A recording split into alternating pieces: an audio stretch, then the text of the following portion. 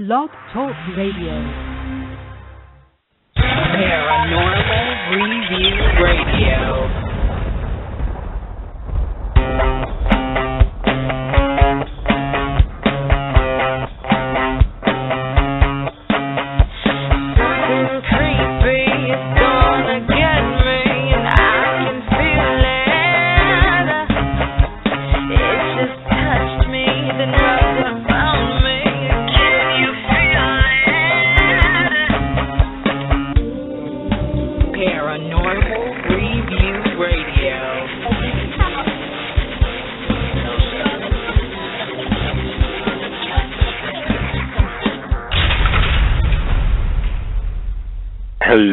Hello, and welcome everyone. It is Friday night, and you're listening to Paranormal Review Radio, the only radio show without commercials and with more great paranormal talk.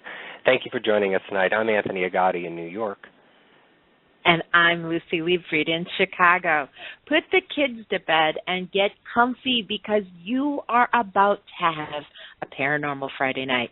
Welcome friends, family, fellow investigators, and those who are new to the field. Do you have a question to ask, or do you have a story to tell everyone tonight? Don't worry, you have two ways to be heard. Call into the show and be on the air live by dialing 661-244-9831.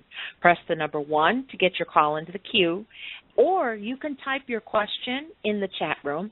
Anthony and I will refer to them during the show. Now, if you're listening in on the archives or on YouTube, well, make sure to get here on Friday nights live. When you're not listening to us, you can check us out on our Facebook page, our YouTube channel for some cool articles, videos, show highlights, and promotions. And if that's not enough, you can always drop us a line at paranormal.review@aol.com. It's time for Paranormal Review Radio. I thought I fired you. Oh, that's right. Good night, everyone. Good night. All right. I'm here as a heckler. Yeah. What's worse? I'm going to ask a question. What's worse than a horror story? One that's not true? One that is true. A true horror story is worse than a horror story. You have to ask yourself, why do people like being scared? Maybe it's the adrenaline rush our hormones create. Maybe it's the sense of power and courage that we made it through a scary movie or a haunted attraction in the end. Or maybe our brains seek that drug dopamine that is released because our own bodies don't give enough on a daily basis. Whatever the reason, people like to be scared. And tonight, we hope to accomplish that for all of you thrill seekers out there. Tonight is all about ghostly tales and horror stories from the past and present. Lucy and I will open up the phone lines to whomever is brave enough to share their horror story, whether it be ghostly, UFO, or just downright weird and questionable. No story is too lame or too scary. We are open to your inner secrets and tales. So call us tonight at 661-244-9831 and just make sure that you press the number 1 to get into the queue. So, Lucy, before we head on to the show tonight, I wanted to give a little synopsis because we weren't going to just, come on blindly, again, to fill the air in between the callers. Well, I've done some research. You've done some research on things that we wanted to bring up for tonight. And I've picked out 3 things that I think were really cool and really interesting. So during the course of the night, I'm going to talk about, Lucy's going to talk about a few things, but I'm going to talk about a couple of things. One of which, and I'll just give you a little hints of it for now, and Lucy's going to do the same. One of the stories that I'm going to talk to you about is Congelier Mansion. I'm not sure if anybody is familiar with that name. It is a haunted story and possible true haunted location within Pittsburgh, Pennsylvania. It is no longer in existence, but there's quite a story behind this. some say that it is just, roundabout town rumors and urban legend, but we'll tell you the story, and then you figure out whether or not it's real or not. Two other things that I'm going to talk about. One of them is the Tomino poem, Tomino's Hell poem. I'm not sure if anybody has heard of that. I haven't. Have you, Lucy? No, never. Well, Tomino's Hell is a poem, and I'll get into it a little bit later, that was written by Yomoto Inhuhiko. I'm going to butcher the Japanese language tonight. And the story goes with this poem is that if you recite this poem out loud, the reader of this poem, who is reciting it, will either die or get seriously injured or maimed or whatever, either within that moment or within a couple of days. So I'm going to put on my big boy pants tonight, and I'm going to read the poem in both Japanese and in English. Now, they said that you can read this poem to yourself and nothing happens to you, but if you read it out loud, there's supposedly a curse coming about. And I'm sure everybody is probably chanting and getting out the champagne right now if I'm going to read this poem. But anyway, so listen for that a little bit later on in the show. And the third topic or story that I'm going to talk about is the Russian sleep experiment. I'm not sure if anybody's ever heard of this either. I haven't. Upon doing my research, I found this. Now, again, this could be one of those urban legends.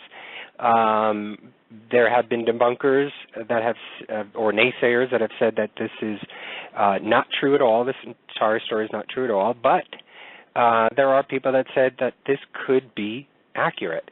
And just to give you a little bit of a hint, it's a experiment that supposedly back in the 40s, I believe it was World War I or II, I can't remember.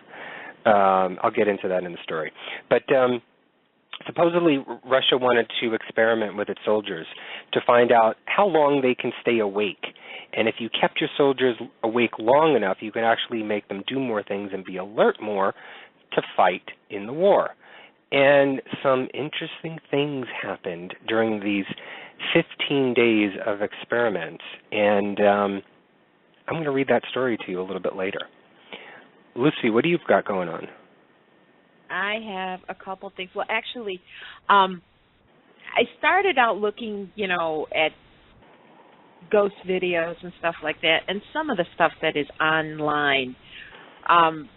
There's a couple. There's one that said it was, the best ghost videos of 2014. And kind of like it's like what happens whenever I do any research. When I go towards one direction, I always end up getting sidetracked onto another. So one of the things that I kind of got sidetracked into was the in Los Angeles, where the National Guard or the government kind of like was shooting at these lights that were up in the sky. Well, from that kind of led on to the UFO tangent. And I spent most of my time reading about Dulce, New Mexico.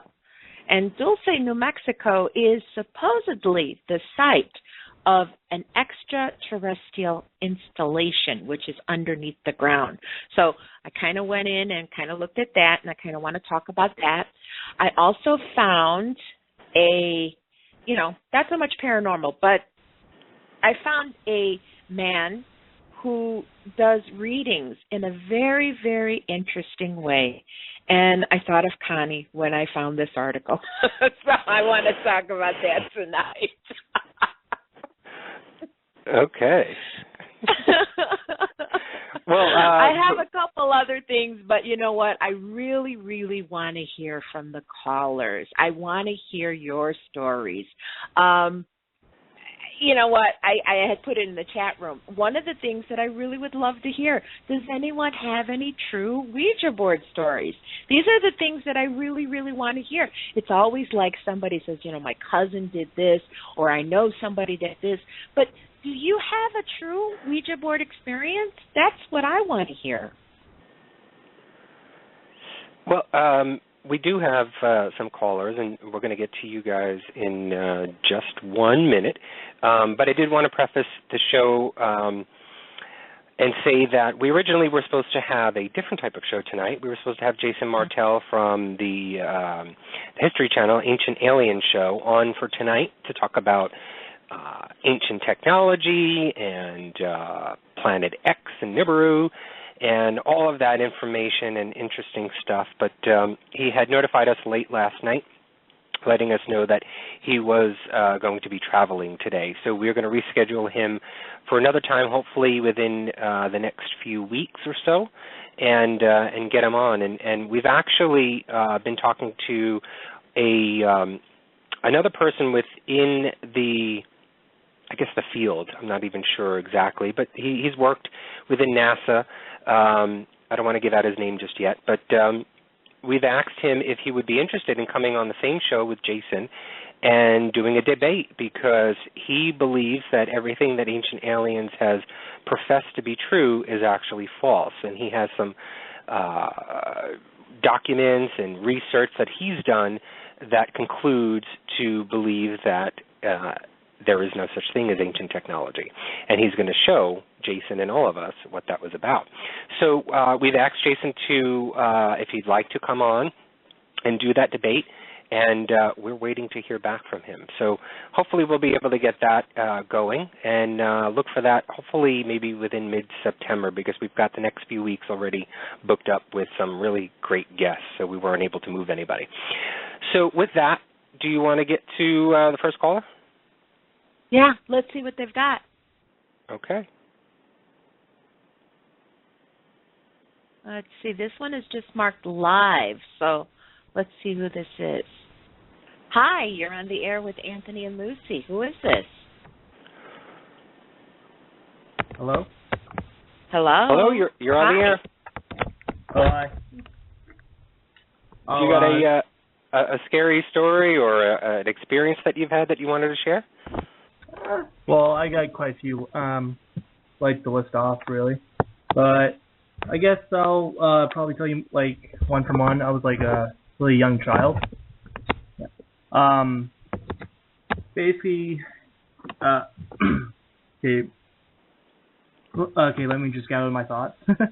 Sorry. Okay. Okay, well, first off, what's your name, dear? Oh, Jacob. Hey, Jacob. Hi. Anyways, when I was really young, my parents moved into this new house, just recently built. And, well, I was about 6 or 7 at the time. It was maybe around 7 o'clock at night. For some reason, I was the only one in the house at the time. You know, it's a new house, so there shouldn't be anything going on. You know, or at least you would expect. Sure. You know. And then, basically, what happened was, all of a sudden, I started hearing someone call my name out. And so I, like, looked around the room. All I had with me was, you know, several toys, you know, like Legos and such, you know, like those little Beyblades, you know, like Battle Tops, whatever they're called. Mhm. Yeah. Anyways, Yeah. Wait. You said you were alone in the house at 7 years old? yeah. I was about 6 or 7 at the time. It was about 7 o'clock at night. So basically, what happened was I started hearing someone call my name. But yet, so I got up after looking around the room. Obviously, no one was there. I looked around the house to discover that I was the only one inside the house. I don't know where my parents were at the time. They were probably outside talking to the neighbors. You know, we used to be pretty close with our neighbors when we used to live in a particular neighborhood. But anyways, I looked around the house, went back upstairs, went to playing with my toys. You know, same thing happens to me again. I go downstairs, look around the house, go to each and every room, my parents' room, bathroom, you know, whatever really. And then all of a sudden I asked, well, who's calling my name? But yet I didn't hear it. Like the first, like 2 or 3 times when I was hearing someone call me, it was a very distinct voice. But yet, this time when I got an answer, it was actually more of a thought. And what it said was Satan. So that was an interesting experience. Like you said it responded to you. What did it say to you? Satan. Okay. Yeah, like I asked what voice who it was, but yet that was the only response I got, which I thought was pretty odd. Like at the time, I was maybe just learning about like Noah's Ark and all that stuff. You know, going to Sunday school. You know, religious family. You know, at the time. But yet, I've had a few experiences since then, but you know, like with like shadow people and stuff like that. You know, the occasional thing here and there. But that's not really because of you know, that's because of other stuff, you know. But either way, I thought it was a pretty interesting experience. I should have called in about. You still live in the same house? No, that was actually several years back. I'm actually currently living in a different house, a much older house. Okay. Nothing. Was that the only time that you ever heard this voice? I mean, did you tell anybody about it? Not really. But yeah, actually there was. Now that I actually remember, there was actually another instance where I had a similar experience, but instead of voices, it was more like seeing bright light. And this time it was actually during the daylight, and I was actually in my room at the time playing with my Beyblades with my 2 sisters. At the time I was about 8 or so, and my sisters were maybe 6 and 5. So we're basically just playing with our Beyblades. All of a sudden, you see bright light. Me, I'm pretty much blinded by this light. But yet, like afterwards, when I asked my sisters what they saw, they all experienced the same thing, but slightly different experiences or perceptions of it. Like they did see a bright light like cover everything, because like the whole room was pitch white. I couldn't see any other colors, really, or there was no darkness, no shadow, no nothing really. But then basically what I've seen, what my sisters had seen was when she turned and looked at me and my other sister. Basically how we were positioned was I was in the middle. I had both my sisters on each side of me. My sister on my left turned to her right to look at us, and basically she saw that we were like glowing, and that there were like floating crowns of light above our heads and stuff. So I thought it was pretty interesting. Although I never told anyone about the voice, I have told my mother about the second instance inside the house. And yeah, she thought it was pretty interesting. She just like sort of blew it off, you know. Like she's a, you know, well, she's a religious woman, so you know, like our household is a Baptist, you know, Christian denomination. So she obviously, well, I don't want to sound like it was a lie, but it actually did happen. I saw what I saw. I know what I've seen. I can't prove it though. Obviously, that's how it usually is with like these instances. It's just like, oh wait, where's my camera? Yeah. But yeah, that's all. Jacob, yeah. I have a couple of questions, and I hope you don't get offended by my first question. Usually, typically, you know, these questions are asked when stories like this are mentioned to others, you know, specifically if they're mentioned to investigators or whatnot. But the first question is: was there anything in your history as a child growing up where you've had to seek any sort of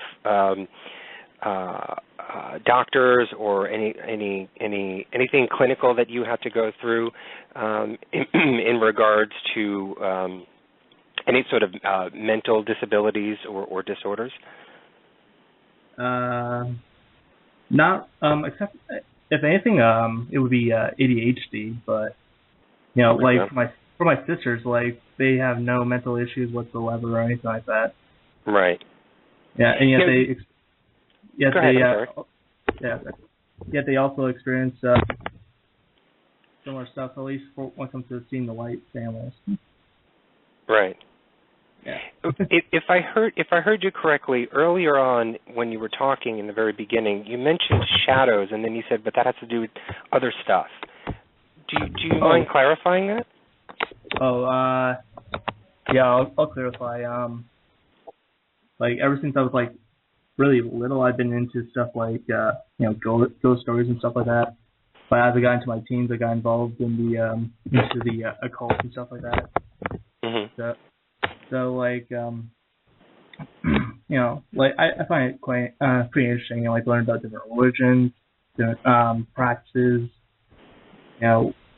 different entities really. Basically whenever I usually would see a shadow person, it's usually because I'll be like psychically active, because of some ritual I'll be like conducting. But I haven't experienced any poltergeist activity or anything like that. Okay, Jacob, can I ask a question? Are you involved in the occult in any way? Oh, yes, I am. Okay. Not that there's anything wrong with that, I don't think, Lucy. No, not at all. Oh, no. I just wanted to know. I mean, your involvement, did all these experiences happen before, or did these experiences kind of lead you towards researching more into the occult? The two stories I just told you about, like, I was very young. If anything, I was into ghost stories at the time, nothing all that serious. But as I got older, right now I'm actually nearly 20, so I actually have a birthday coming up in a couple of months from now. I'll be starting college and all that, good stuff. But they basically just like led into my interest into the occult. Just learning about stuff like the like what the Catholic Church does for stuff like exorcism, or learning about things like jinn from Islam, or what Buddhist teachings are about the world, the afterlife, the philosophy of happiness. Basically, what really got my interest into it was I started learning about stuff like Satanism and Wicca, and then it basically just escalated from there. Obviously, this is a bad thing being raised in a Catholic, or I'm not Catholic, a Baptist home. So, do your parents know that you do this? They don't support it really, but yet they would rather have me, be into this than be into stuff like gangs or drugs or anything like that. Mm-hmm. Yeah. Yeah. I'm also familiar with some of Aleister Crowley's writings. I've read the Satanic Bible. I've read a number of Eastern mystical texts. Well, in English translation, of course. I'm not fluent in like Hindi or any language from India or anything like that. But yeah, is there anything else you want to ask me about? Well, I just wanted to add to, you're mentioning all of these things about Satanism and Aleister Crowley, and, a lot of people, when they listen to that, they go, oh, my God, he's probably worshiping the devil, and he's probably giving up some babies and cutting off their heads. It's interesting And I applaud you for reading about it, because you've mentioned that you've been researching and reading, and you're interested in these topics and to learn about it. And I applaud you for that, to actually go out there and do all that, because I think any education is great education, whether it is within that occult path or whether it's within the religious path or however you want to go. I think that's awesome and great. It just educates you and keeps you more informed of the world around you. What I am cautious about, and I've seen other people go down that path, and then they turn. And they turn for the worse, and typically then it gets into this ugly, woodsy area, and they can never get out of it. I just wanted to caution you that, if you are reading about these things, educate yourself before enacting on anything. If there's any rituals, or if there's any spells or anything of that nature where you're not comfortable, you don't know 100% all about, and peer pressure, you said you're going to be going into college. Peer pressure may bring you into that nature and open you up to a world that you may not be ready for. So, and plus you've had these experiences before. I mean, at 7 years old, you've had somebody calling you Satan, and you've seen these shadows and this light and aura and glow all around you, and your family has done that. So naturally, there could be some attraction to you. There may be some sort of sensitive portion about you that you are connected to the other side, more so than anyone else that you may know. And so you already have this door that's partially opened, and you don't want to open it up and then lead it with something negative, because you may not be ready for it. Are you into, or have you learned about some of the practices as far as protections for yourself and of that nature, whether it's religious or not? Yeah, I have. I've learned about how to bless water, or to energy, charge water, with energy of light, like happiness, peace, love, that sort of thing. I sprinkle it around my room, or the house, whichever. Do you practice that sort of on a regular basis, or only when you feel you have that negative feeling around you? It's not really when I have a negative feeling around me. It's more so I'll sprinkle water around the place after when I do some sort of spiritual practice. Except for, I'll make an exception for meditations, and yoga or Tai Chi. But once working with different entities, like angels, elementals, demons, then I'll sprinkle around the water, because I don't want any residual energy with the air to affect me in a negative way or affect my loved ones. But I have a question, Jacob. With all of the things that you're studying and the things that you're researching into, do you find any conflict with the beliefs that you were raised with? I would have to say honestly all the time. But no, I've made peace with that, really. Yeah, right now I'm just trying to find finding my own spiritual path, not really following any particular dogma, if anything, being eclectic about it. I have some beliefs that I would consider to be Buddhist. I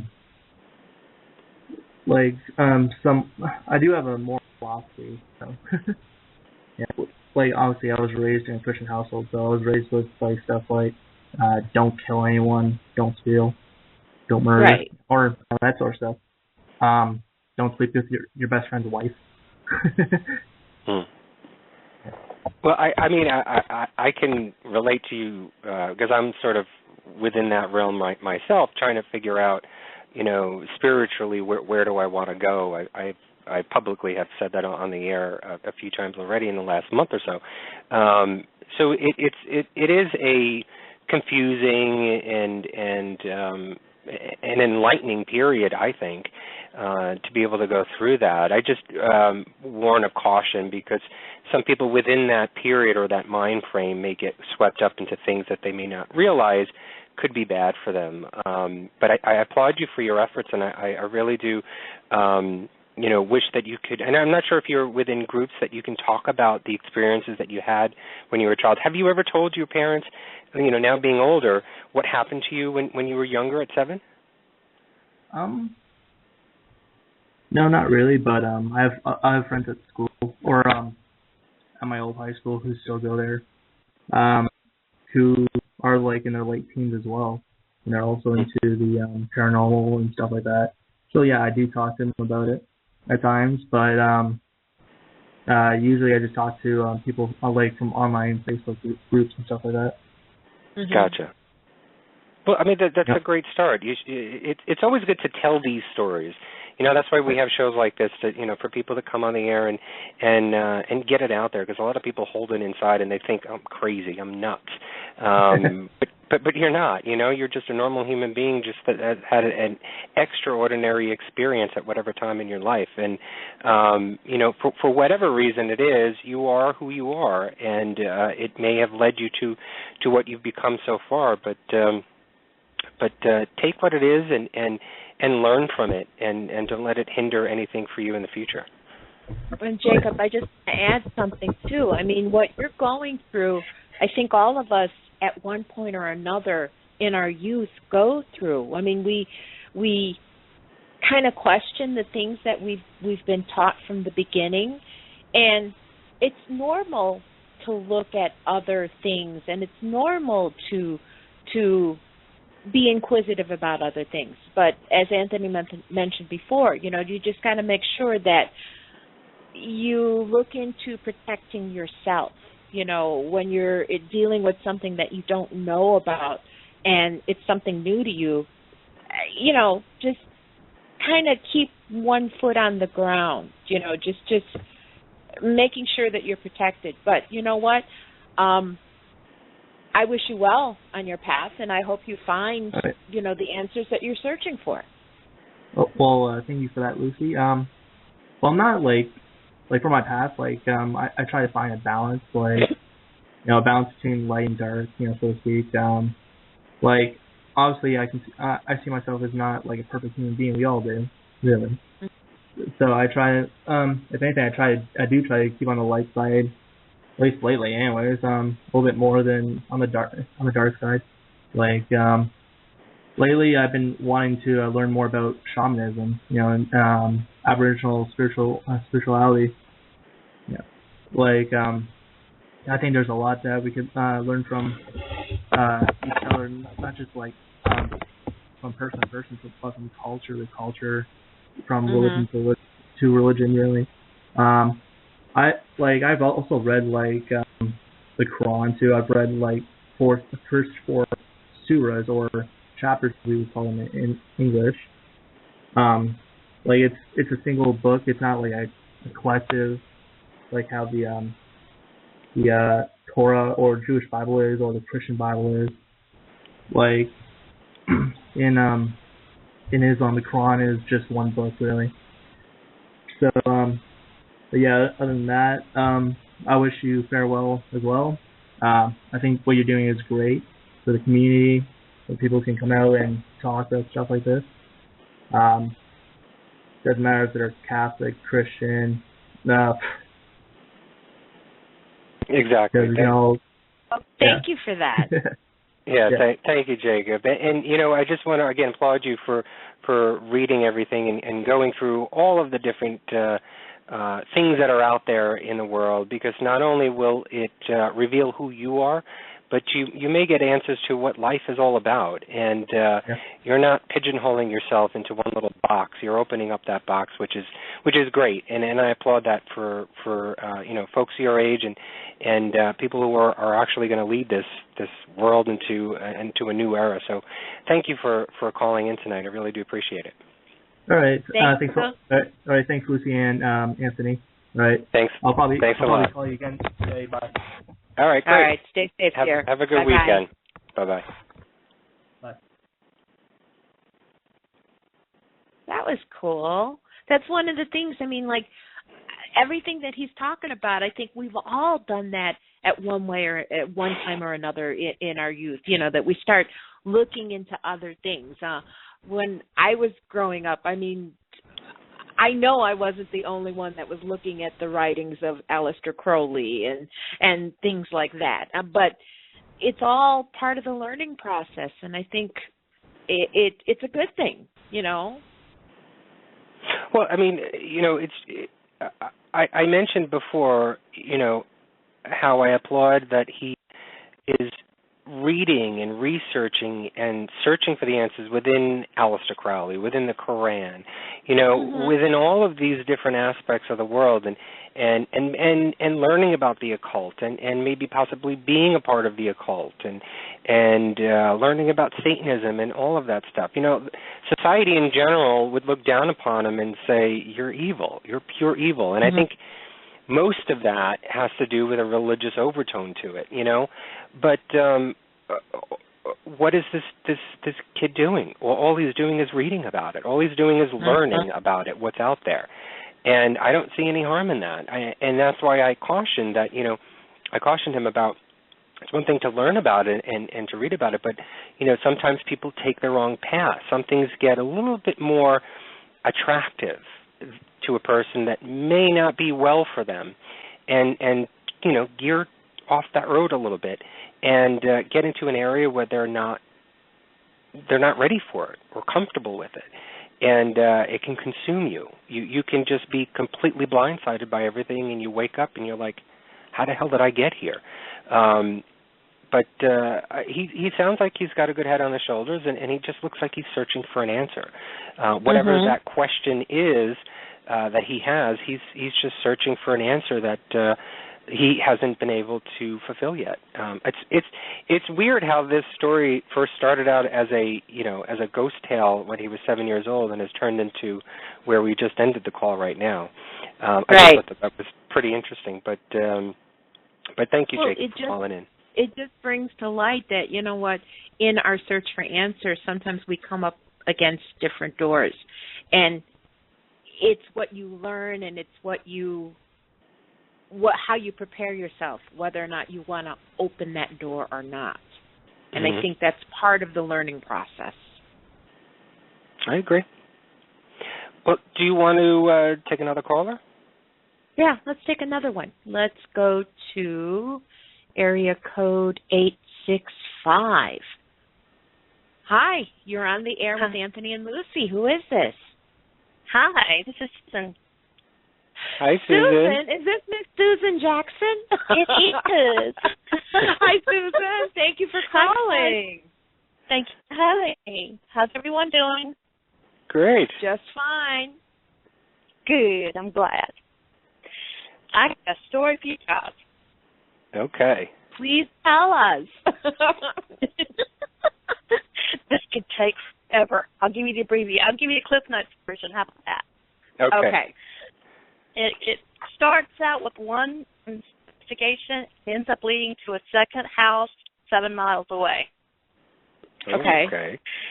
Starts in the early, land records back to the early 1700s.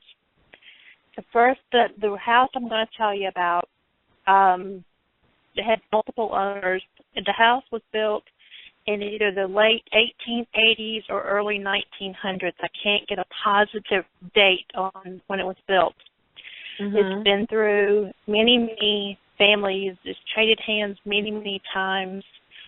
But nobody seems to be able to make anything off of the land. No farms. I mean, they just can't seem to make the crops work. My client's family was that has been there since the I think late 1960s. And Susan, started with her. Yeah. Susan, can you share with us what area this is in? Oh yeah, I'm sorry. This is in East Tennessee. Is that okay? You want more specifics than that? No, that's fine. Okay. Her grandfather worked the land, rocks, or something over, and the crops would look great. They would bring water from the pond, and the crops would look great. The next morning, they'd be dead. There was an Indian village right behind, what used to be an Indian village, right behind the pond. The pond is about 100 yards from the house. I've walked this whole area. And back in the Revolutionary War days, there were, it was bad. There were, murder upon murders. The renegade soldiers attacked the Native Americans. So many of them were killed. Slaves were brought in. That's when a lot of the Chinese were brought in, and people started working. I think this goes into the Civil War area when they started working on the railroad. The railroad goes through right by this house and on into the second house I got to investigate at the same time. It was right across the street. But across this house needs to be torn down. This lady cannot leave the house because her grandparents and both of her parents died in this house. And some of the EVPs I have got still send chills of my arms when I try not to listen to them anymore, but they're the kind that give you chills because they literally answer your questions. Her father, I had a complete conversation with this lady's father, and it was absolutely wild. There's a cemetery right across the road from the house. Again, I would say it's about 100 yards, and there are so many unmarked stones, old limestone and everything. There is one legible stone from the Civil War. It's a soldier from the Civil War period. I have been able to get a charcoal rubbing of his name, his infantry troop, everything, what group he was in, and everything. Everything about him. I've contacted the Sons of Confederate Veterans. Is that right? I can't think of the name of the group right now, but they're supposed to come out and do a complete ceremony and give him a proper burial with a better tombstone and try to locate any of his survivors, perhaps family members, and just put the information out there so people can find it. But the pictures I took at the cemetery, it started out, it was really great. Late afternoon, it's a beautiful area. It's surrounded by big trees and shade. It feels so peaceful when you first walk in. And then just as the picture turned out beautifully, sharp, crystal clear. But then as you get into the sun just beginning to set, it turned just pitch black in there all of a sudden. And I was snapping pictures, and they gave you the sensation of spinning. And I got dizzy looking at them. And I had two empaths and a demonologist look at them, and they said there was some really bad energy there. And I said, do they make you dizzy when you look at them? And the empath said he got those. And I said, oh, is that common for you? He said, no, not really. He said, only when it's bad. And I said, oh, okay. Well, maybe I should go there again. Of course, I'm going to. I'm not looking for demons. That's not me. That's not my thing. My whole thing was just to help this lady who owns this house to find peace so she can move away from this house and get into a better place, because this house is literally going to fall around her ears. It's in that bad shape. We caught EVPs in French, and what was said German, I probably wouldn't know German, but I was told it was German. I have a picture of a Native American drawing his bow and arrow at us. I'm sure it wasn't at us. It was probably during his time period, I'm sure. But we did find remains of a person. I guess there was rumors of a man who left his family back in the 60s and just wandered off into the woods and She was never home again. There was supposed to be an old cabin back behind where this Indian village was. And we found the remains of what could have been a cabin. It was lumber. And then we started kind of moving some of it aside and found some bones with a skull, and we had the authorities come in, blah, blah. They made us leave the area, of course, but I did find some arrowheads and one spear back in there. So apparently the rumors of the Indian village were absolutely correct. But in Civil War times, there were slaves that were killed on the property. We were told that the land would never be clean, that it would always be cursed. Mm-hmm. Not literally by somebody saying a curse in that sense of the word, but because of so much murder, so much bloodshed, and so many people just being killed deliberately that the land was tainted. Her brother has built a house. Yes, ma'am. I'm curious, what kind of EVPs were you getting? What were they saying to you? The French one said bonjour. I mean, that's the only word I understand. But then we were hearing them, and it was like they were having a conversation. This was not with a Frank's box or anything like that. This was it was one like you have, Lucy, because I asked you about it one day. It was the same one you have. And it was like two women having a conversation. And one of them said, I remember this plain as day because you could hear it plain as day. She said, I hated coming across. I couldn't stand the feel of salt water on my neck. And that's a complete sentence, not just a word or two.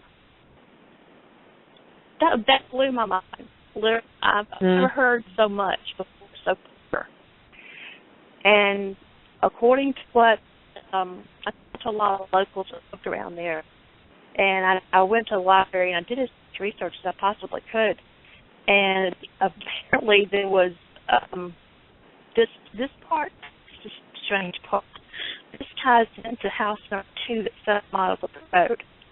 The people who bought that house came over from England on the boat to a ship, brought their wives, their families, and everything. And I'm thinking, holy cow, how are we getting these two mixed up? But we were. It could have happened here at this place too. Maybe when the railroad started, I don't know. We had to cease the investigations there. We were told we were no longer able to investigate there due to so much being found. Should have kept my mouth shut, I guess. But I had to go and do the right thing and make the phone calls, you know. The second house was the 1 7 miles up the road. The old railroad tracks are still there. They were right across the road from the house. I walked them. I walked across the street and I walked the old railroad tracks. I found them, and it was just so cold out there. And we're talking fall, and I'm hot-natured, and I had goosebumps on my arms. The house was empty because the family moved out. The husband was shipped out to Afghanistan. The mother and 4 children and 2 boyfriends moved into a 2-bedroom apartment because she couldn't stay there anymore. They would wake up. We had pictures of them where they would wake up with bruises, the mother especially, big bruises of a whole handprint on her hand. The girls would have scratches all over them. And the girl who slept in what we came to call the bad room with the cubby hole got her face just pushed right into the wall because her bed was right against the wall and broke her nose. Wow. And yeah, she started screaming, and her sister slept in the one. The sister slept in the room with her. She got up and turned her light on, and there's her sister with blood all over her face, dripping down from her nose. And her mama said, "That's it. We're out of this house." And we've got some of the ugliest and nastiest talk from EVPs coming out of that house. And one of them in particular seriously interacted with us. And he was not a nice person. Mhm. He demanded I address him as the Colonel. I told him he did not deserve a title because of the things that he told us he did to the little slot boys. And I told him that anybody who did that did not deserve a title of any kind except for, nothing nice. And he asked me who I was and what my name was, and he told me I was, he called me a really nasty name. This was interact. Lucy's familiar with that. I'm so used to that, Susan. I know, me too. I had to stop and laugh, and I said, who do you think you are to call me names like that? I am Colonel. I said, you are nothing. And so, of course, I had to stop. Yeah. When this was going on, how were you feeling? Did you at any time feel threatened, or were you sensing his energy as negative? Oh, that's all you could ever feel there was negative. That was the one night that one of my team members she was not blessed. She was under the influence. She couldn't tell me her name. She couldn't tell me her youngest child's name. And I'm sitting there pouring holy water over the top of her head, praying. And I said, that's it. We're not doing this. That's the first time we're coming here. And that was the last time I was in that house. Yes, I did. I was angry at this person at first. And there was always something crawling in the walls. I'm not talking about rat size. I'm talking big, just huge scratches going from ceiling to floor. And you could see the marks on the walls. That bad. I mean, I wish we could have had. I begged to have the demonologist come in. I begged for it too, and they never did. I sent evidence. I sent EVPs. I sent pictures. I sent everything from the family. I couldn't help. So did the family eventually move out and leave? The family was out before we ever started investigating. They had moved out. Yeah, oh yeah. And did this activity remain in that location, or did it follow the family in any way? The family is fine now. I talked to her about 6 months ago. They have moved to South Carolina. Her husband's back home. They rented the house with the option, was the lease option. Right. And they had put $10,000 down. I saw the lease, okay? She showed it to me. I read it. I used to be a real estate agent, not that I'm smart. I mean, I understood what I was reading. And they told him that they told the owner of the house, you can keep the money. We're leaving. We're breaking the lease. You can keep the money because we are breaking the lease. He said, Please don't leave. I do not want this house. He said, it's yours. He said, well, sign over to you now. And he did. He signed it over to, I saw the lease where he signed it over to them. I saw the raised seal from the courthouse. I took it to the courthouse and asked, was it in the books? I asked the lady to give it to me in books. It was recorded, and it was. He gave them the house. And they didn't want it. They wouldn't have it. So who owns the house now? The family still owns this house? No. She sold it to a woman who turned it into apartments.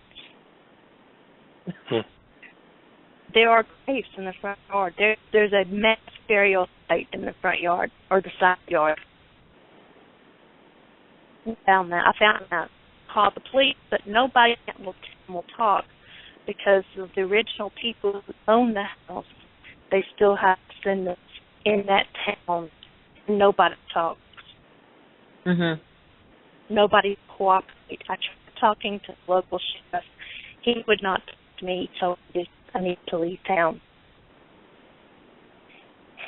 Well, you know, Susan, as you were telling this story, I was doing a a little bit of research. I mean, I didn't know too much about Tennessee. Lucy and I actually haven't gone to Tennessee yet to do any investigations anywhere, so we hadn't touched on any research there. But as you were talking, I looked up, and I mean, there's heavy activity that's history that's been going on there, especially with the Native Americans. There's two wars that I can see already: the French and Indian War and the Cherokee and American War that were within that area and within, I believe, the Tennessee River area. So, there's already a lot of just negative, bad vibes that have gone on just within those two wars, and I'm not sure what else has gone on in the area, but it says a lot for Tennessee and specifically the eastern side of it. That I believe also too was the pathway. I'm assuming for the Cherokees for Oklahoma. The Trail of Tears. Right. Yes. So it just it's almost like of course there's this activity there. Of course people are. Feeling negative, and who knows? There's a lot of things that I've learned over the years that when spirits have passed over, and this is not fact at all, but this is things that I've heard, that when spirits have passed on that have gone through traumatic experiences and who still harbor negativity for things that have been done within their own lives, yes, they do cross over, and yes, they live on, but sometimes those spirits transform into things, and they sort of, some of them even band together to create one entity because that negative energy is attracted to each other, and it just forms something bigger to create these instances and experiences where people see, scratching of walls and all of that, as you were just talking. So it's so interesting how and I have no idea how you made it through that investigation and being through all of that. I don't either. Because I seriously would still have nightmares from it. I do. I didn't investigate for 2 years, Anthony. It took, because my best friend was so out of it for months. Her husband would not even let me near her. He wouldn't let me talk to her. Nothing. And what you just said about some of the bad things stay behind and band together, I used to never believe that. Just because of my raising, that's just the reason. Simply, Southern Baptist or Southern Baptist, it's cut and dry. There's no in between. And boy, howdy, have I learned to question so many things. It's unbelievable. You would not believe how much I haven't learned to. Oh boy, have I become so much more broad-minded. Remember me telling you about the Civil War soldier who was buried in the cemetery across the street? I looked up the company he was in and his group, and they were in the area during that time period. Yeah.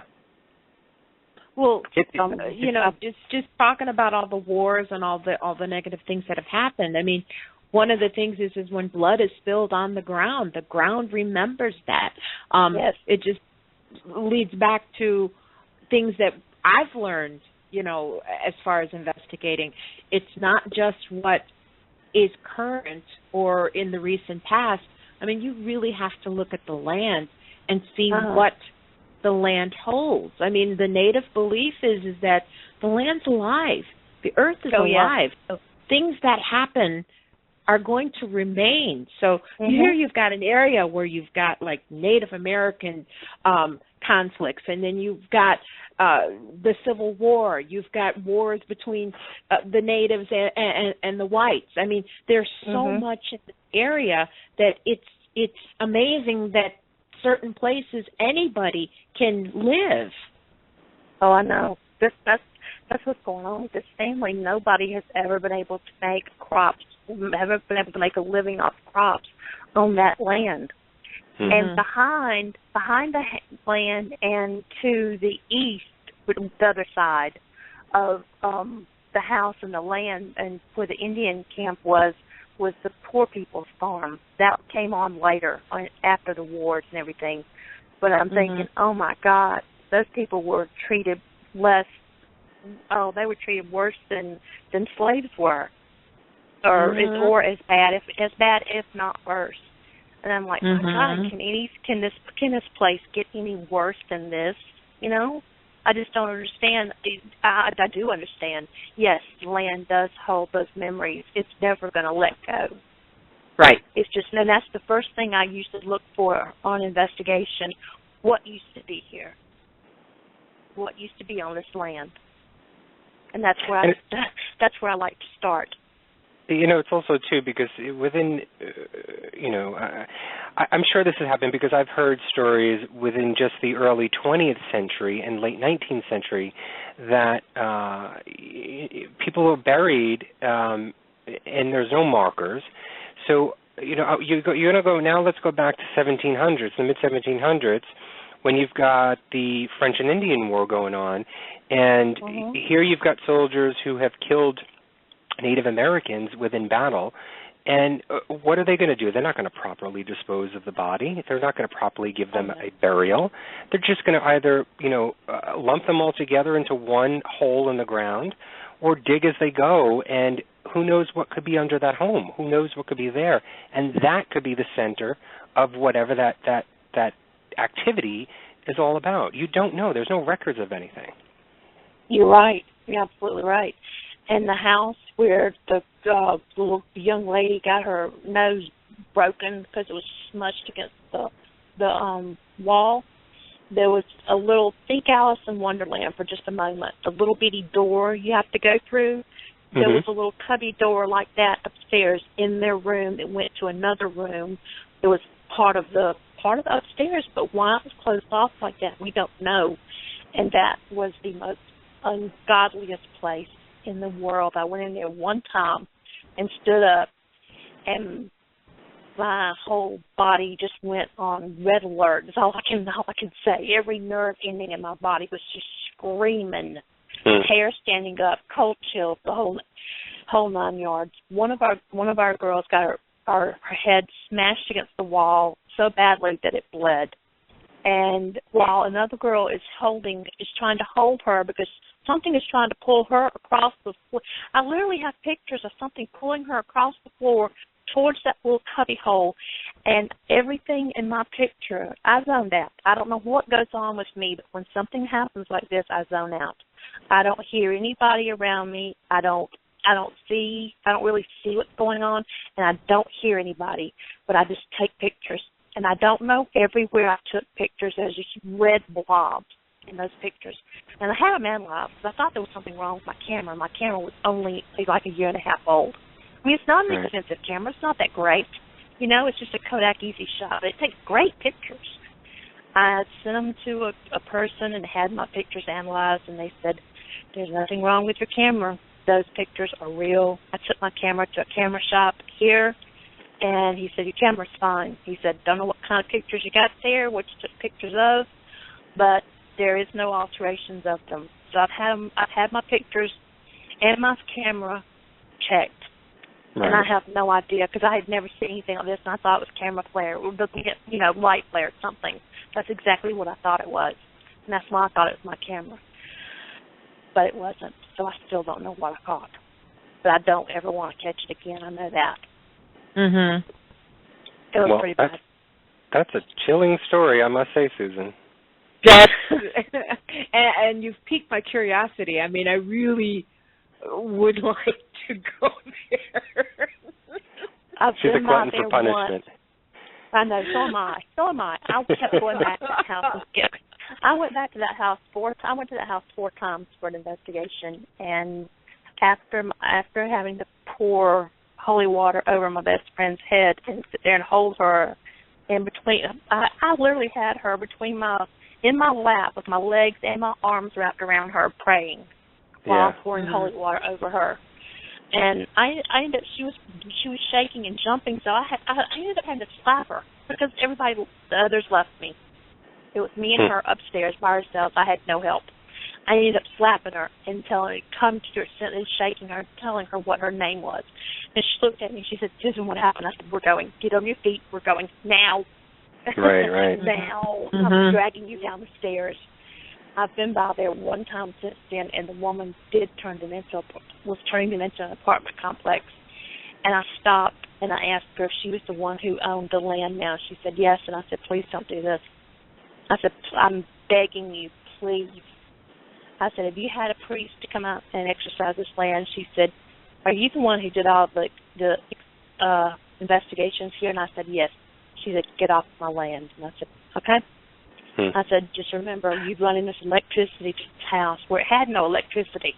Okay? We had no electricity, no heat, no nothing.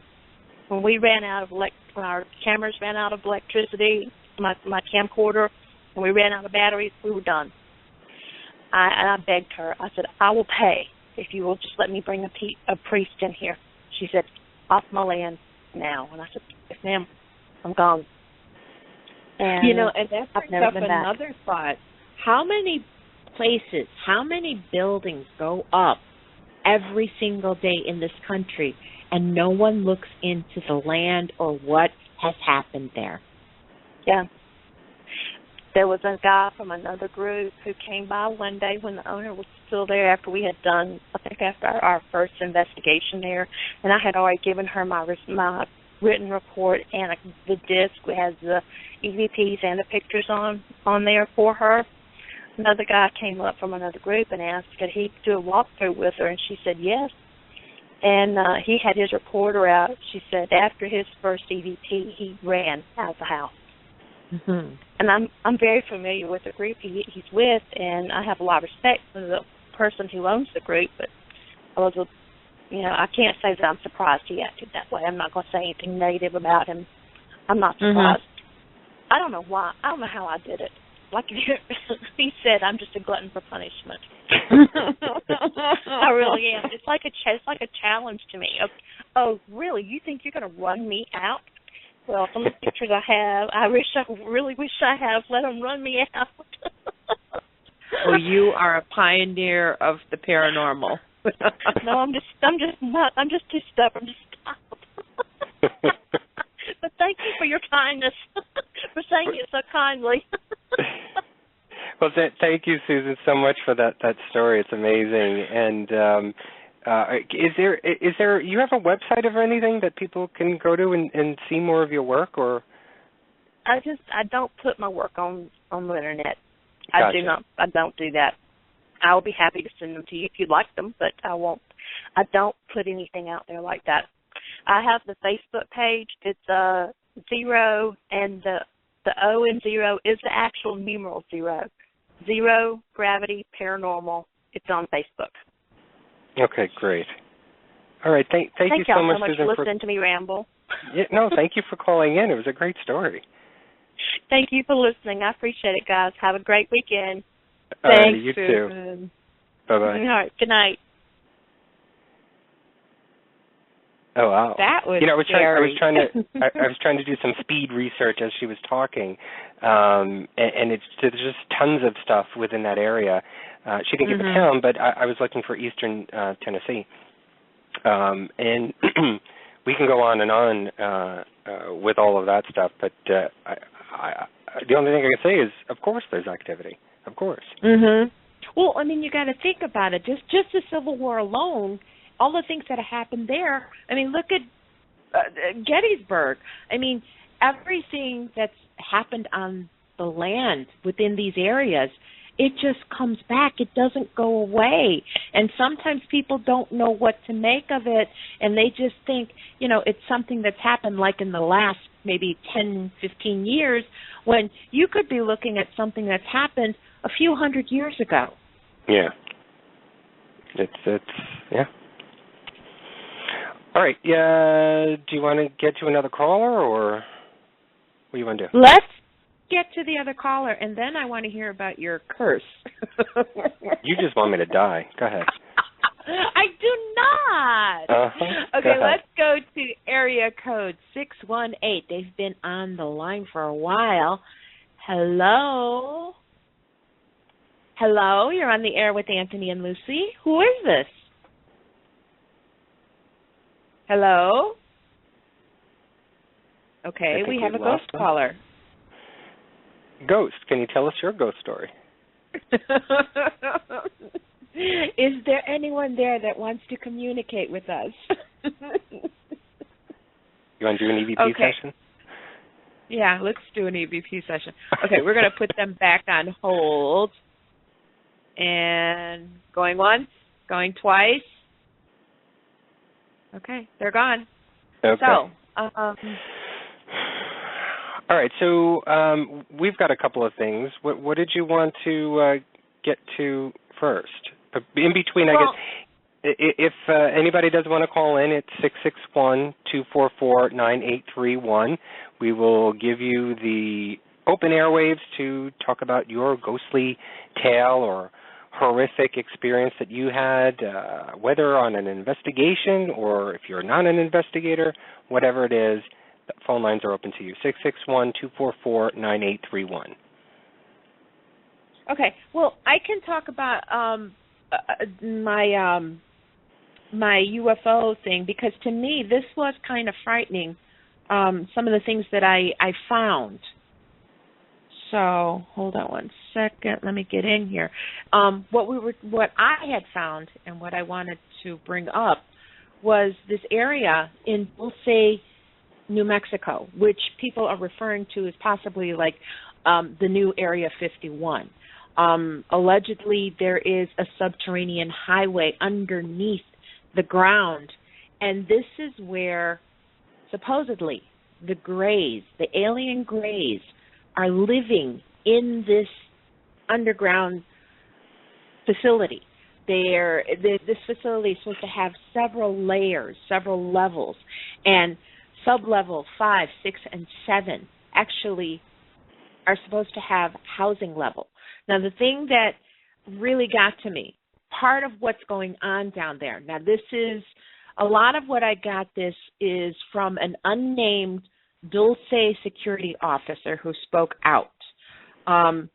This email was sent to one of the sites. It's UFOs-aliens blueyonder.co.uk. Oh, wait, I have to stop you. How does this person know it? And what are they? He's supposedly a security guard that had worked in this facility. And he this sent highway an is supposed to be email. Under the facility? This whole facility is built underground. This underground facility has a highway that the aliens and the humans, the government, goes back and forth. And according to him, what's happening down there, the Greys are living down there. They are conducting experiments. They are conducting experiments as far as cloning humans for slave hybrids. They are doing research with the U.S. Energy Department to find different ways of, so that we can move away from fossil fuel. Let's see what else are there. They are going into mind manipulation experiments. They are dealing with the physics of consciousness. And a lot of this is supposed to be the result of President Eisenhower's meeting, his alleged meeting with the aliens. And there's supposed to be a kind of treaty that allows them to conduct their experiments here on Earth. There is a report that there was actually a shootout in 1979 between the alien Greys and the humans. Where is this? And I apologize because there's so much on this. So far you're losing me on this story. How does the security guard know all of this information? Because he worked down there. But security guards don't know a lot of the innards of things. They're just standing outside and protecting. It's supposedly the largest reptilian and gray base in America. Again, mind control, animal-human crossbreeding, visual and audio, human chip implantation, abduction, feeding off humans.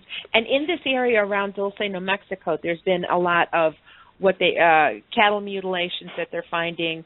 There are a lot of things that they can't explain. The thing I really want to find is where is it? See, this is why I fire you.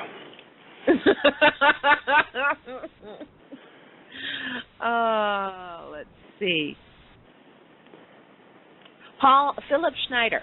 He's an explosive engineer who worked with the U.S. government. He's another person who talks about this. He's got a high-level security clearance. He claimed in 1979 he participated in the building of this secret underground base. And he says that here there was a horrific battle that played out that left 60 humans dead and countless subterranean aliens fighting for their life. He claims that he became suspicious of the engineering operation when they were first building because there were Green Berets there were special forces there, and he claims that he actually came in contact face-to-face with a 7-foot-tall, stinky gray alien. He claims that he freaked out. He grabbed a pistol that he was carrying.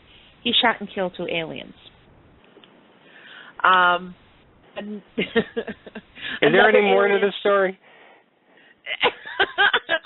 In all, 60 human people allegedly lost their lives that day at the alien-human battle of Dulce.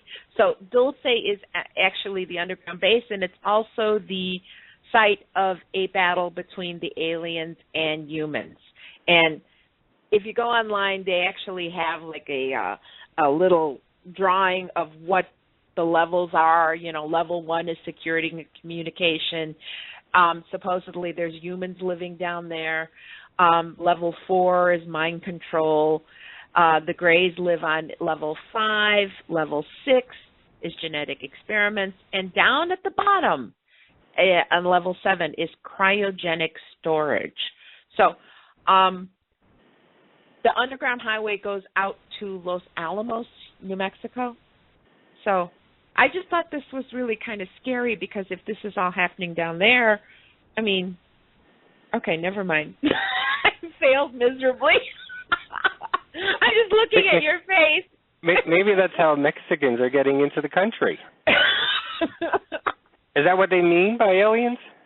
Well, I'm trust joking. me, if it's Mexicans, they're not 7 foot tall. Okay, most of my people are short.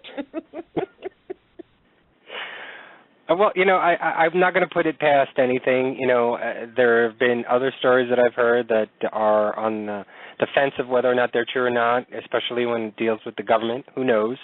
Anything can happen. But, hey, if you're interested and this guy has a name that is published somewhere and we can find him, maybe get him on the show. Okay. Okay. All right. Then we can question the heck out of him. Because I still don't believe that just a security guard knows all of that information if it's so high-tech and top secret. You know, he's not the only one. I mean, there's a lot of articles on the web in regards to Dulce, and supposedly this area is, like, really difficult to go in and just, you know, drive through and start taking pictures. I mean, if you do, supposedly when you go in there, you actually might get an escort out of the area. So there's a lot of people within the UFO community who feel that there is definitely something there, something's going on there. I just thought that all of these things that were listed, they're pretty frightening, you know, as far as the human and alien crossbreeding. That kind of freaked me out. So. Okay, I'm done. All right. Well, why don't you take the call over? Okay, let's go back to the phone. Please save me, caller. Area code 618. Hello, are you there? I'm here. Are you there? Yes, We're here. Am. Who is this? Hey, this is Keith Bradley. Hey, Keith. How are you? Bradley. Yeah, I'm doing fine. Welcome to the show, sir. Well, thank you. Listen, I wanted to comment on something Anthony said about why we like being scared. Okay. I fell into a class when I was an undergraduate called Popular Anthropology that dealt with UFOs, UFOs, werewolves, ghosts, and something else. But I come across the book by Stephen King I wanted to recommend called Dance Macabre.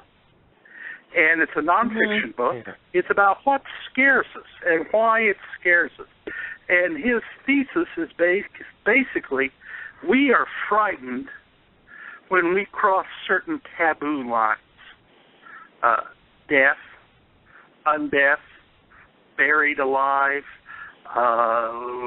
whatever else might be the taboo line of the culture at the time. And I'm very interested in, I'm not, I don't do investigations. I've been called a couple times when people think it's something demonic and had me come out and help them with things. But I'm not into the investigation, but I'm very interested in why we're drawn to these kind of subjects and why we're drawn to paranormal, why we're drawn to those things that scare us. And it really is. The book's excellent. I wanted to recommend it. It talks about crossing those taboo lines, why it's scary to have someone in your house as opposed to outside your house and things. And I wanted to give you a quote from this, if I can find it here. You said this in wrapping everything up.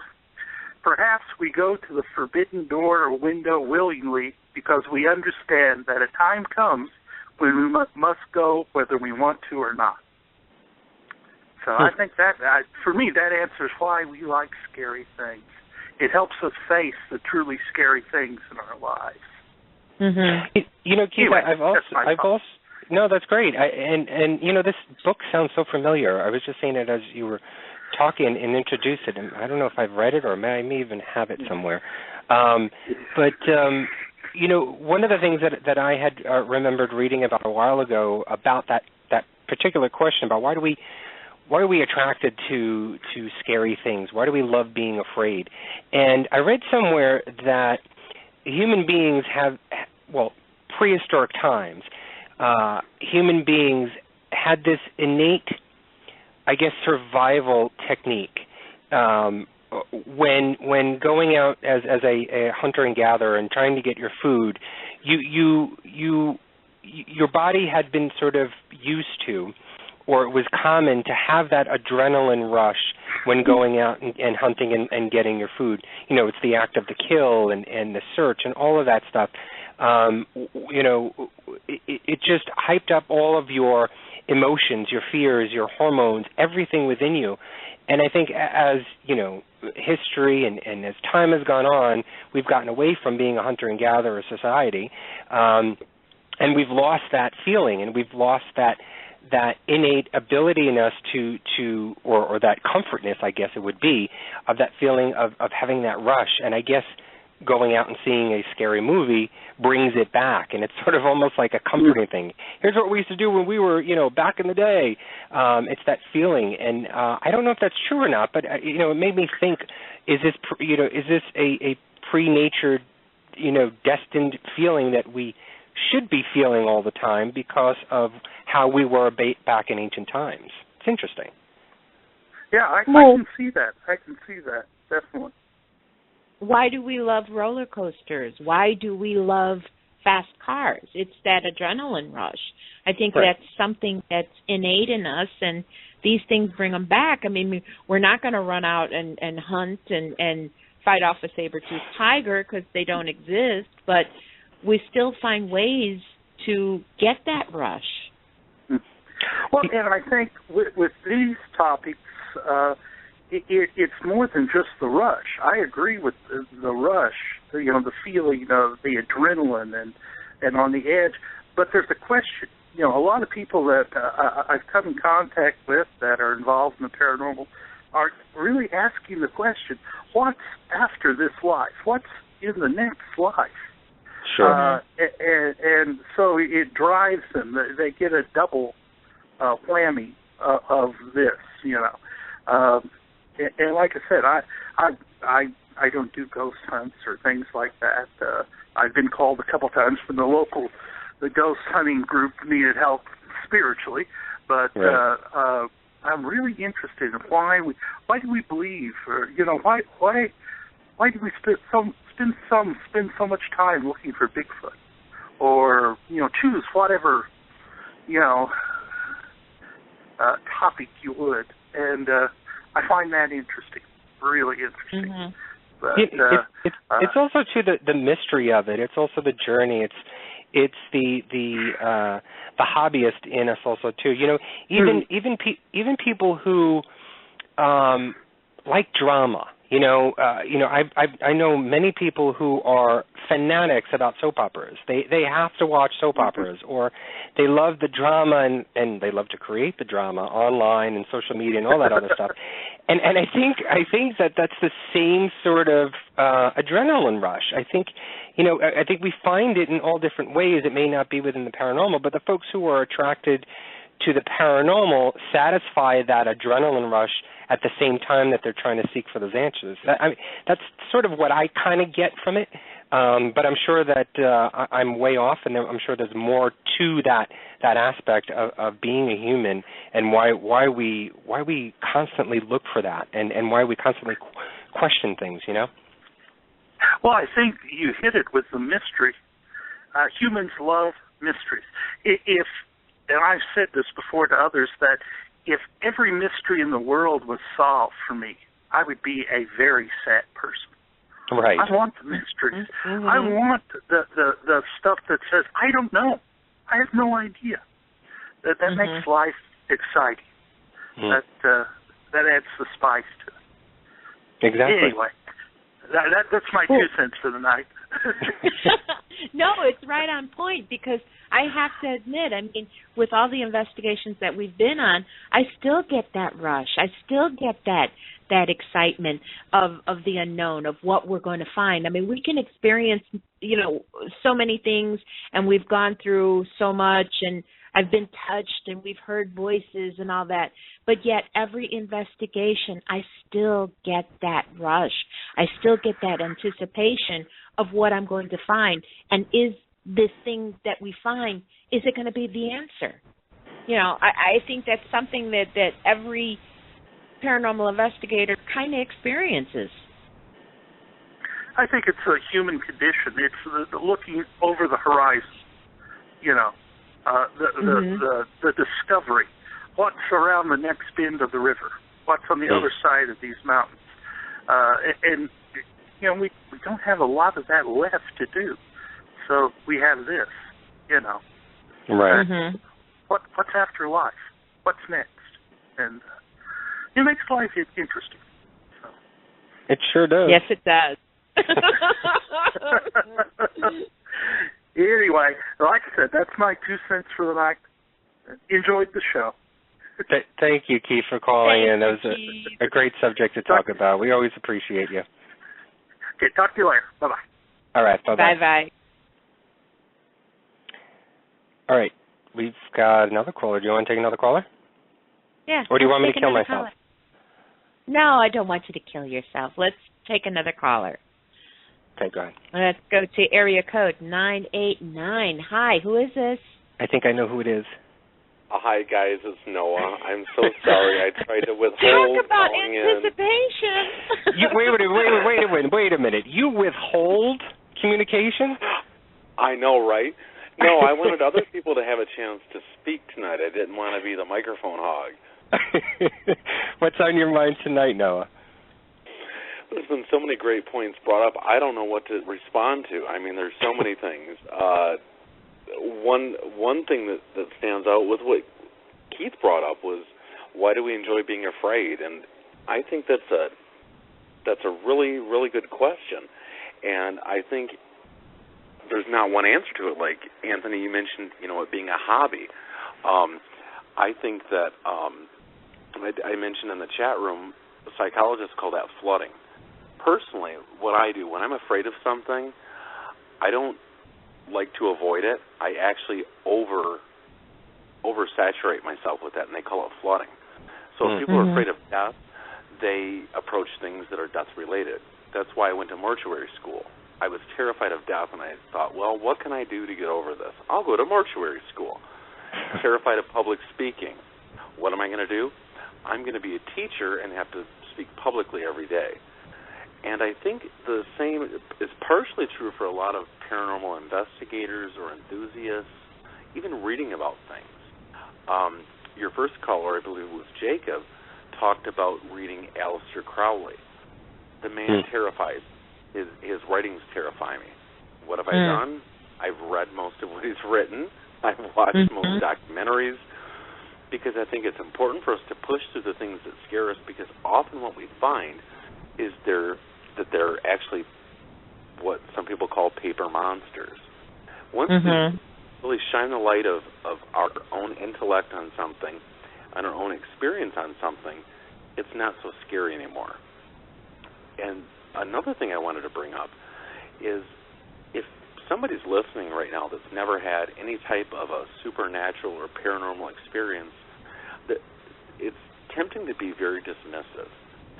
And I think it's important that people not be dismissive in theory, but if they don't believe what people are saying, that they heard this EVP or they felt this presence or this entity or what have you, they need to try it themselves. And then they can make a very critical decision about that, because most of the listeners, and of course the both of you know, that the things that we talk about are very palpable because we've experienced them firsthand. We didn't read about it in a book. We didn't see it on Ghost Adventures or Ghost Hunters or some other show. But we've actually went into the trenches because we wanted to know for ourselves.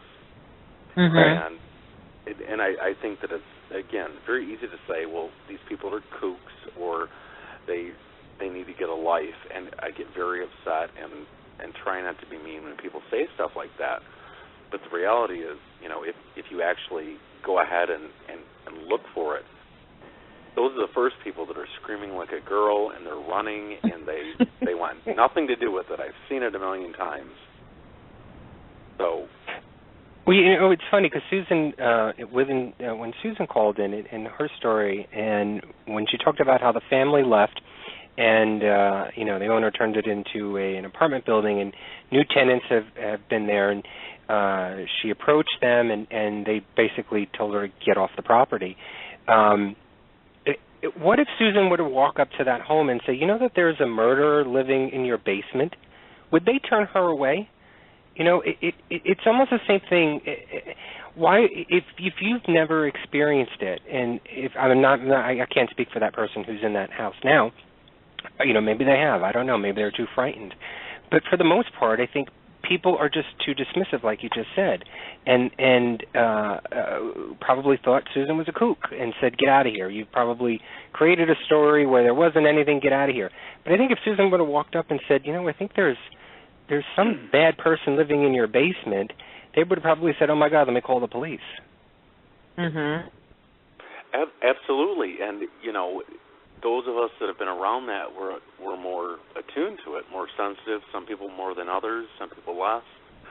And people can move into a home or an apartment and have no idea how negative that really is, and it can actually wear on you. And earlier you guys were talking about, I believe you, Anthony, about with a traumatic death, even though that person may cross over, there's residual energy that's left behind. And that gets really into the realm of quantum physics. And I agree with you 100%. If there's a house or a dwelling that there is some sort of negative energy, people that may not be as attuned to that stuff, they can walk into that and feel some sort of oppression. They can get depressed. Maybe things won't go so well in their life, and they can't really pinpoint why. And it really does a disservice. I know from just buying the houses that I've bought, they have to disclose things. If you ask, you know, has someone died in this house, they pretty much have to tell you. And I think that if too much time passes, and it can't be proven, like in Susan's case, then by paperwork they don't disclose that. But at the same time, I think that it's really important that people, if they're not going to disclose it to you, that we try to be fully human and be open and receptive to whatever vibes that we get. When my partner Ryan and I bought this house, we looked at probably 30 other houses, and we went into one, and he was really liking the layout, and I said, I do not like this. And he said, what do you mean? I said, these people were deviants, and far be it from me to judge people, of course. But anyhow, I said, something's wrong in this house. And there was a hot tub. I'm like, okay, we got some swingers going. I'm thinking all this. The basement, very bad vibe. They had a bar, and it was creepy. It made my skin crawl, and I can't put my finger on it. We asked the agent. We said, so what's the deal? He said, well, a very nasty divorce. Long story short, my gut was right, and I was glad that we didn't put a bid on that house because the layout was beautiful. Did a beautiful fireplace, but it was a swingers place with all kinds of. They didn't have it, but I picture velvet curtains and lotions and the orange carpet.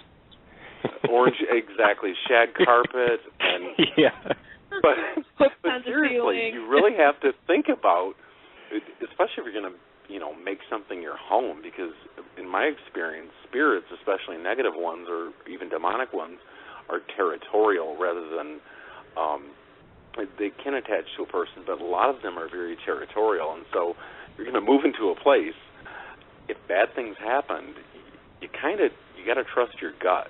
And even if you can't articulate, just trust it and get the heck out of there. Don't put a bet on it. Don't stay there.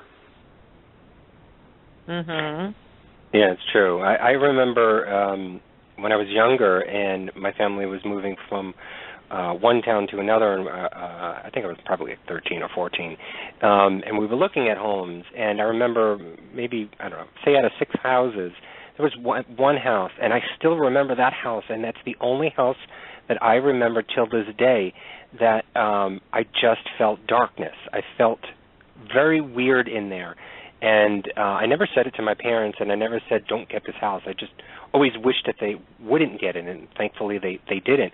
I just got a very bad vibe from it. Until this day, I can remember what is in that house. I remember there was these glass blocks for a hallway wall, and it was rounded, and it led into the kitchen. I mean, I know everything about this house. I don't know anything about the other ones, but this one in particular just stood out so much. And it wasn't just because they had these, decor and everything else. It was, I had a feeling in there, and it's true. It has stayed with me for this long.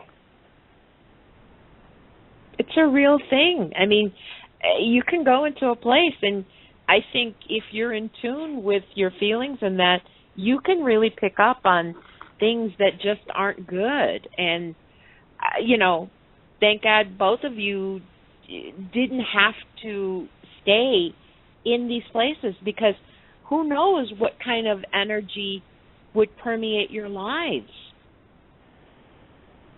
Absolutely. I agree, Lucy, and I think that I hope that I think that we're on the precipice of people being more aware of that. Many call it their spidey sense or something like that. They may not know why. They're like, I just don't like it. Even if they say that, really you have to trust your gut. Right. But I feel like I've led this conversation into a totally different direction. I didn't mean to, and I'm talking with my hands, but you can't see. Help it. No. We never have a roadmap with this show. It goes wherever it goes. Oh, I appreciate that. That works very well with my line of thinking. Well, thank you, Noah, for calling in. Appreciate it. Thanks, Noah. Thank you guys for another great show. Have a good night. You too. Have a great Good weekend. night. Bye-bye. Bye-bye. It's funny when he was talking about reading things and, being scared. The first time I ever read the book of Revelations in the Bible scared the crap out of me. Really? Yes. No, the nun hitting me with the ruler, that scared the crap out of me. Oh no! So let's. I'm really curious about this curse thing. Yeah, I'm sure you are. And the only reason why I'm saying this is because I don't believe it. Okay. Well, it's sad because there's a bunch of things that I wanted to get to, and I really wanted. I'll probably just post this on our Facebook page, but the Russian sleep experiment is a really, it's a long story, and I was going to read it if I needed to fill dead air time, if no one was going to call in, but obviously we don't have that much time left. And the Conglier mansion in Pittsburgh, Pennsylvania, that's a really interesting story, and that story has been going on for years and years and years and years, but this Japanese curse that Lucy is interested in because she knows that something bad will happen to me. No! If I say it and recite it. Hey, you fired me tonight. I know, I fired you tonight. So, all right. This is I got this actually, I'm sure everybody's heard this, Creepypasta. It's this website that many people try and imitate, and this is where a lot of the information for the Slender Man came for those girls that had that incident. And this person basically blogs and talks about all of these different rituals, and supposedly they are real or not real. Well, I found one on there that was pretty interesting. It's called the Tomino's Hell Poem. And it's a Japanese story, and they say that you should only read with your mind and never out loud. If you were to read it out loud, then you must take responsibility for your actions. And the actions is basically either you die, meaning me, the reader, or I get maimed or physically dismembered, or who knows what could happen to me. I don't know. And I said, hey, why not? Let me read it. So let me say something first.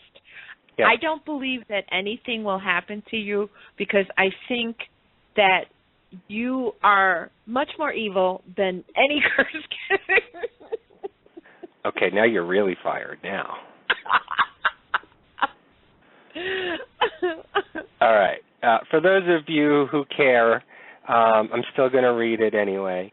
But the poem is called Tomino's Hell, and it's written by Yomota Inuhiko in a book called The Heart is Like a Rolling Stone. And it was included in another book, another Japanese author's book, collection of poems in 1919. And it's not sure how this rumor started, but there's always a warning that if you read this poem out loud, tragic things will happen. And then they go on to say, but if you read it out loud, it's better to read it in Japanese rather than the translation. But I'm going to read it in Japanese, and I'm going to read it in English. First, I'm going to read it in English so that you understand what I'm saying, and then I'm going to read it in Japanese. Does that mean I die twice? I don't know. No. Lucy doesn't care anymore. You're not going to die. Okay. All right, so I'm going to read it in English first. So the title is called Tomino's Hell, and it goes like this. His older sister vomited blood, his younger sister vomited fire, and the cute Tomino vomited glass beads. Tomino fell into hell alone. Hell is wrapped in darkness, and even the flowers don't bloom. Is the person with the whip Tomino's older sister? I wonder who the whip's Shibusa is. Hit without hitting. Familiar hell's one road. Would you lead him to the dark hell? To the sheep of gold? To the bush warbler? I wonder how much he put into the leather pocket for the preparation of the journey in the familiar hell. Spring is coming even in the forest and the stream, even in the stream of the dark hell. The bush warbler in the bird cage, the sheep in the wagon, tears in the eyes of cute Tomino. Cry, bush warbler, toward the raining forest. He shouts that he misses his little sister. The crying echo reverberates throughout hell. The fox Pino blooms, circling around hell's 7 mountains and 7 streams. The lonely journey of cute Tomino. If they're in hell, bring them to me. The needle of the graves I won't pierce with the red needle. In the milestone of little Tomino. I have no idea what that means. Don't ask me. I don't know either. I don't know if that's a literal translation, but that's what was given. Okay, and I'm still living, right? I think. Yeah. Okay. All right, so I'm going to read it in Japanese now, and they say that it is supposed to enhance or lock in and confirm the curse if you say it in Japanese. So here we go, and please forgive me for me butchering the language. Here we go. Ane wa chi wo haku, imoto wa hihaku. Don't laugh at me. Kawai tomino wa tama wo haku. Hitori jihoku ni ochiyuku tomino. Jikoku kora nayami hanamonaki. Stop laughing. I can't help it. Muchi de tataku wa tomino no anika. Muchi no shubusa ga kini kakura. Tataki ya tataki yari tataka zuto temo. Mujin jikoku wa hitotsu michi. Kurai jikoku I anai wo tanomu. Kani no hitsu ni iguisu ni. Kawa no fukuro ni yakura hodoreo. I think I'm getting Spanish in the middle of this. Mujin jikoku no tabishitaku. Haru ga kitsusoru hayashi ni tani ni. Kurai jikoku tanina namajari. Kagoni yaguisu kurama ni yahitsuji. Kawai tomino no menia namida. Nakeyo uguisu hayashi no ami ni. Imoto koishi to kogagiri. Nakiba kodama kajiko ni hibiki. Kitsunebotan Nohana gasaku. Jikoku nanayama nanatani meguru. Kawai tomino no hitori tabai. Jikoku kozarabamo di kite tamor. Tamor. Amor. Hari no oyama no tomebari wo. Akai tomeari date niwa sasanyu. Kawai tomino no mejiru shini. The end.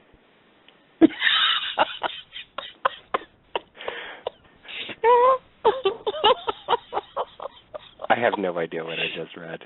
I'm watching you to see that nothing happens to you, and I have this strange urge to watch Godzilla right now. Well, they said it could happen today, tomorrow, or in a few days. So if you don't hear from me, this is my last words. Okay?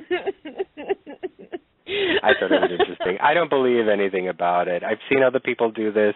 There's a bunch of YouTube videos, too, where people have recited it. It's probably just another urban legend Halloween game that people play. Or it could have been, this rumor could have been started by the actual author just so that people can recite his poem.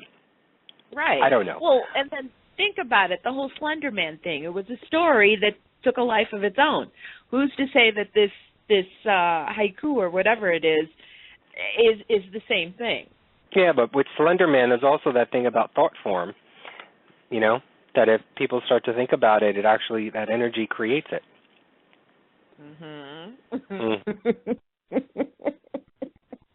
Okay, so I think the curse was actually having you say words in Japanese.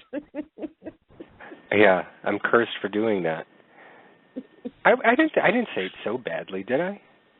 No, you didn't. It sounded good. So. I was just being silly.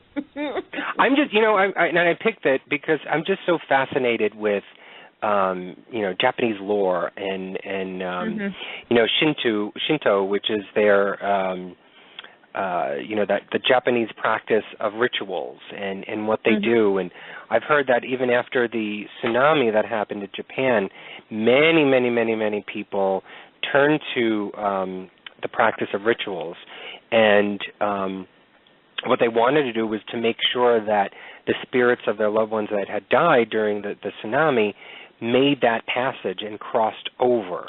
And I believe that there are some rituals that help facilitate that, and they wanted to make sure that that happened.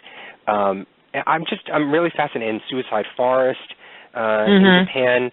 Has always been one of my favorite subjects to talk about. or to read. Well, because we haven't really talked about it though.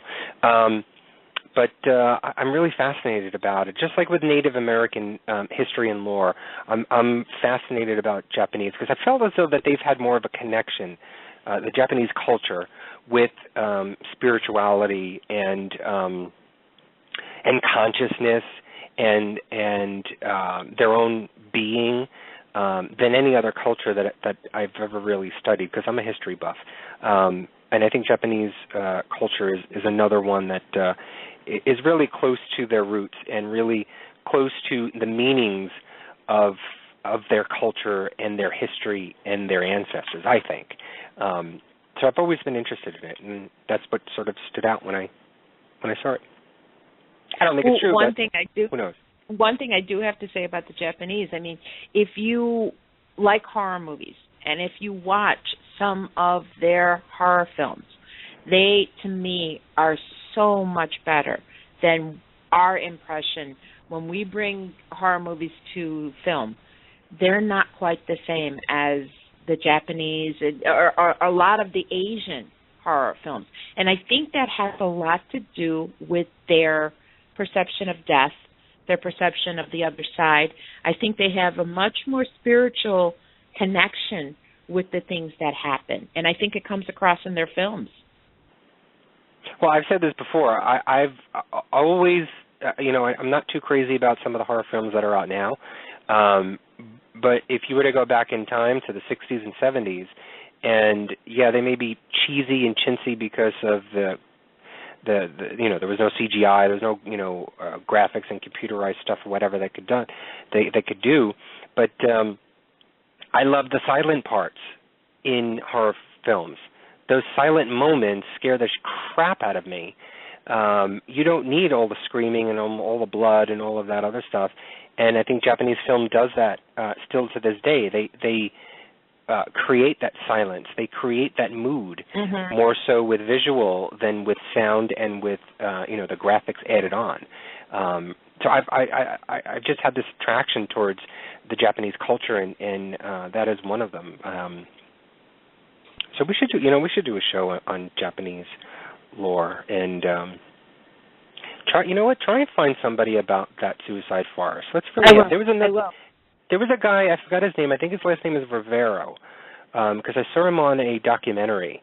I think I mentioned to you about him to see if we can try and get someone to talk about the suicide forest. It's always fascinated me. Not just because of the paranormal aspect of it, if there is one, because I don't know for sure if there is one, but it just fascinated me about why people would go to a forest to kill themselves. Why there? What is attracting them to that one spot? And I really want to get into it. I'm probably never going to be able to get to go there, but at least we can talk to someone. So maybe we should line that up hopefully soon. So, did you want to say anything, or did you want to add anything before we get to what we normally do? No, I think we've covered everything. I mean, the calls tonight were absolutely amazing. Thank you, Susan. Thank you, Jacob. Thank you, Keith, and that guy that calls all the time. What's his name? Noah. Noah, I think. But and Jacob and so Susan. Much. Yep. Thank you so much, everyone, for calling. I mean, that's, like Anthony said, there's never a roadmap for this show. It just goes where it goes. And I think tonight was absolutely great. I mean, I had a good time. I'm going to post the articles that I have and the stories about the Russian experiment and the Kongler mansion, just because I think it's interesting. I'll put it on our Facebook page, so check us out on there. And I'm actually excited about next week's show. It's kind of different, people. Kind of a different topic. So listen carefully when Lucy announces it. But thank you all for calling in tonight and listening to us. Thanks. Okay, well, let's get to the Paranormal Review Radio Fan of the Week. And this week, she comes from Lexington, Kentucky. It is Anna Maria Solorzano. She likes Adam Ant, Roxy Music, Ghost Hunters, Paranormal State, and, of course, she likes Paranormal Review Radio. Anna, thank you so much for commenting. Thank you for being a friend. And thank you just for listening and supporting us. Congratulations. Yeah, thanks, Anna. And don't forget, if you want to be a Paranormal Review Radio fan of the week, just like us on Facebook or subscribe to our YouTube channel at Paranormal Review Radio. Well, you know what? What a night this has been. And we've always said that we've got the best fans on this planet. But I think we need to change that to the best fans in the universe. We want to thank you, everyone who participated in tonight's discussion. Every week, your input just makes this show get better and better. So, again, thank you for the love and support you guys give us. You guys rock. So, as Anthony mentioned, this subject next week is a little bit different. You know, we've talked about what happens when we cross over, what we think happens, and what we hope is on the other side. You know, we all kind of have an idea, but we don't really have any actual proof yet. Now, one aspect of what we might not have thought about is what happens when we cross over to our digital footprint. Evan Carroll is the author of a new book called Your Digital Afterlife. Now, we have shifted towards an all-digital culture. You know, future heirlooms like family photos, your home movies, your personal letters, they exist in digital form, a lot of it. And in many cases, they're stored using popular services like Flickr, YouTube, Gmail. Now, these digital possessions, they form a rich collection that chronicles our lives and it connects us to each other. But have you considered what's going to happen to your treasured digital possessions when you die? Join us next week as we talk to Evan and find out what happens to the things that are close to our hearts when we move on and how we can protect them, the ones we leave behind. Thank you, everyone, for listening and being here on another Friday night. You know, we love you all. Thank you, Anthony, for another great show. So, until next week, Parapeeps, keep expanding your minds and have a paranormal week. Good night. Good night, everybody. Paranormal Review Radio.